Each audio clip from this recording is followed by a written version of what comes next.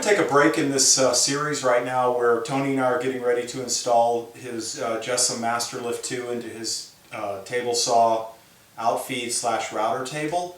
And this is in my shop. This is my Jessom Masterlift 2, and if you remember my table saw rebuild series also, I installed this using my Festool multi-routing template, and it worked fine, but it was also very time consuming to set it up just perfectly. I didn't know about this this template that Jessom offers. We have it in our Very Super Cool Tools store. I probably, you know, I don't know whether I would have chose to use it. I probably may have just been kind of hard-headed and go, I don't need that.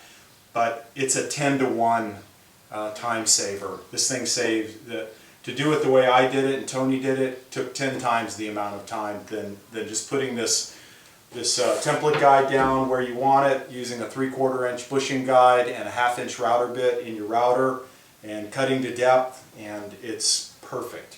So you'll see a video of me using this template on Very Super Cool Tools and at where the Jessom router lifts are. But it's a really fantastic, very reasonably priced way to set these router lifts in perfect every single time. Okay, well we're ready to cut our router access here. And you know, when I set this template up, the Festool multi-routing template, I had to adjust it 3 times to get it just perfect. So I had to cut it 3 times. Hey Tony, would you grab the lift? I think this is our final one, right? It should just sit down in here.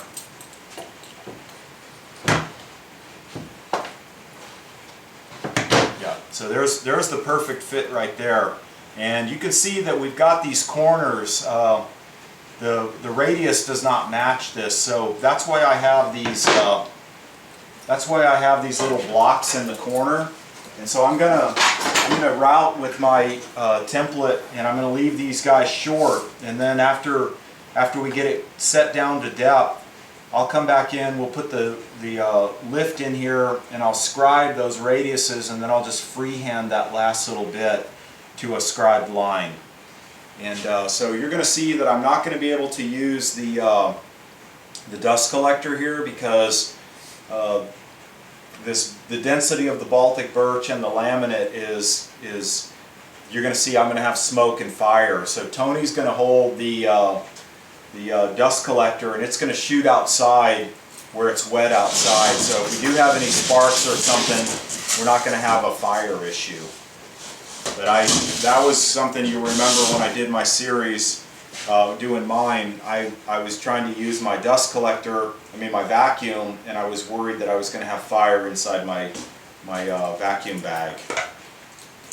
Okay, so let me get ready, and we'll do this. I think I may take one pass around here, and then I may take a hand drill and drill myself a couple access holes to allow dust to escape, and to allow the bit to plunge down in there a little bit easier.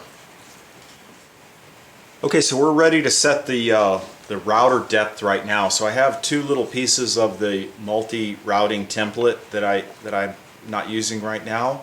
So we know that the router is going to sit up on top of these guys, and then we have the tray, and then we have the actual router lift. And so we want to be 1 millimeter past this. So Tony, can you hold that? Here, let me turn this around so they can see. Let me turn it this way. So we want to be 1 millimeter past the base of this. So we know that this is the depth that we have. We have the routing template, we have the tray, and we have the router base. This is how deep we need to route. Is that too much? No, got a little bit more. Go down more? Yeah, about 1 millimeter. About there.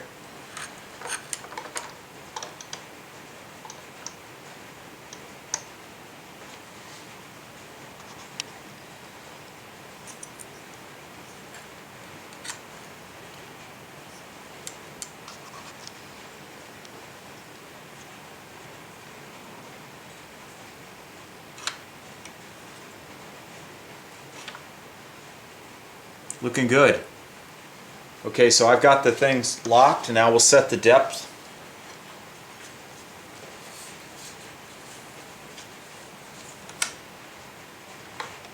Okay, let's take all this stuff off so I don't fumble and drop it. Thank you.